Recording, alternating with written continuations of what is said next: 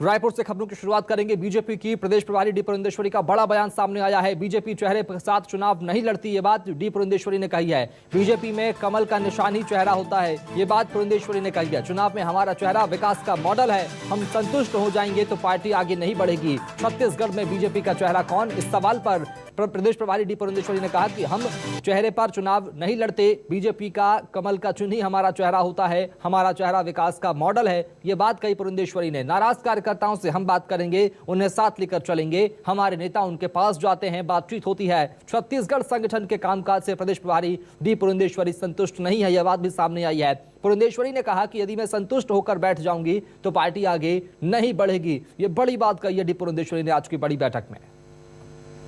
तो विधानसभा चुनाव में सीएम का चेहरा कौन होगा, इस सवाल पर डी पुरंदेश्वरी ने स्पष्ट किया कि हम चेहरे के साथ चुनाव नहीं लड़ेंगे, छत्तीसगढ़ में कमल का निशान ही चेहरा होगा, ये बात डी पुरंदेश्वरी ने कही है। बीजेपी की प्रदेश प्रभारी है डी पुरंदेश्वरी, उन्होंने कहा कि बीजेपी चेहरे के साथ चुनाव नहीं लड़ती, ये बात डी पुरंदेश्वरी ने कही है।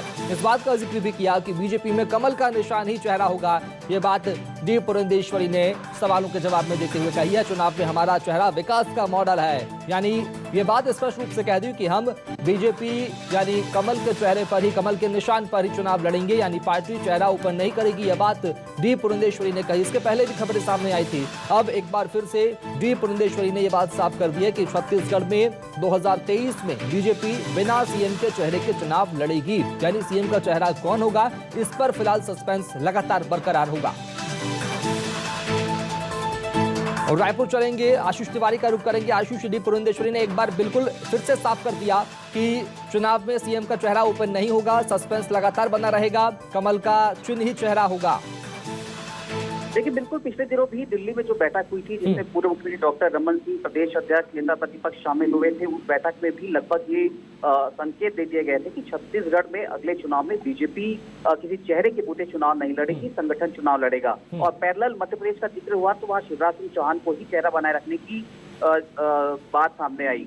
अब डी पुरंदेश्वरी छत्तीसगढ़ के दौरे पर हैं, लगातार मैराथन बैठक ले रही हैं, समीक्षा चल रही है, संगठन के कामकाज की स्थिति से वाकिफ होने की कोशिश डी पुरंदेश्वरी कर रही हैं। ठीक इस बीच जब प्रेस कॉन्फ्रेंस में उनसे सवाल पूछा गया कि छत्तीसगढ़ का नेतृत्व कौन करेगा चुनाव में, इस पर उन्हें दो टूक वही जवाब दिया जिसके संकेत दिल्ली की बैठक में दे दिए गए थे।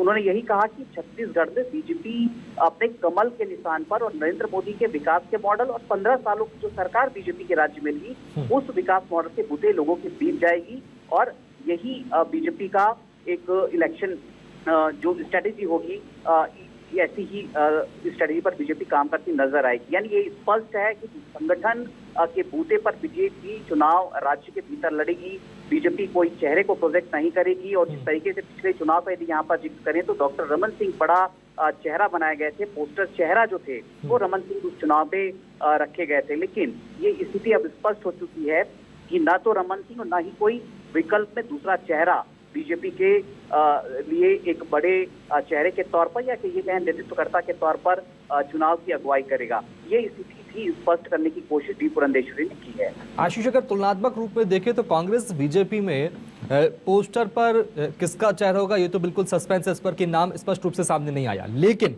क्या बीजेपी को छत्तीसगढ़ में लॉस होता नजर आएगा अगर चेहरा ओपन नहीं करती हो तो?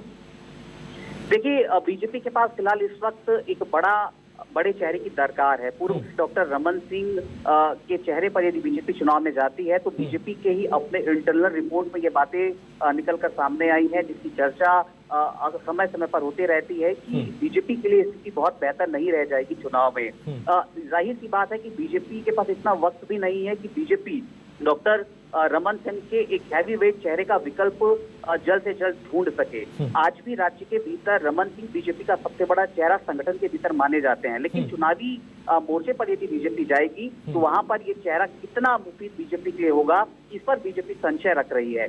शायद यही वजह है कि रायपुर से लेकर दिल्ली तक जितनी भी बैठकें बीजेपी की हो रही हैं, इलेक्शन स्ट्रेटजी को लेकर जिस तरीके से ब्लूप्रिंट तैयार किए जा रहे हैं, उसमें ये बात सामने आ रही है कि बीजेपी किसी चेहरे की बजाय संगठन के दम पर ही चुनाव लड़े, बगैर किसी चेहरे को प्रोजेक्ट किए चुनाव लड़े और कमल का चिन्ह बीजेपी की मजबूत स्थिति जमीन पर लाने के लिए तैयार किया जाए। ये पूरा माहौल बनाने की कोशिश संगठन स्तर पर बीजेपी। चलो ठीक है, बहुत शुक्रिया आशीष तिवारी खबर को विस्तार से बताने के लिए, बातचीत करने के लिए। अब आपको बयान सुनाते हैं, क्या कुछ बयान में कहा है, किन बातों का जिक्र किया है। भाजपा में कभी भी फेस को लेकर हम चुनाव नहीं लड़ते हैं, हम भाजपा के लिए लड़ते हैं। भाजपा का चिन्ह जो है उनको लेकर हम वही हमारा फेस है और उन्हीं को लेकर हम चुनाव में जाते हैं। जैसे मैंने इससे पहले भी बोल चुकी हूँ, यहाँ जैसे कांग्रेस धोखा देती है, एक जगह जाकर एक को सीएम मुख्यमंत्री घोषित करना, दूसरी जगह जाकर दूसरे को घोषित करना। हम वोट बैंक पॉलिटिक्स नहीं करते हैं, हम विकास की पॉलिटिक्स करते हैं। तो हमारा चेहरा अगर कुछ है तो वो हमारा कमल पुष्प है और हमारा भाजपा है और हमारा विकास है, जो हमने 15 सालों में किया वही हमारा चेहरा हो।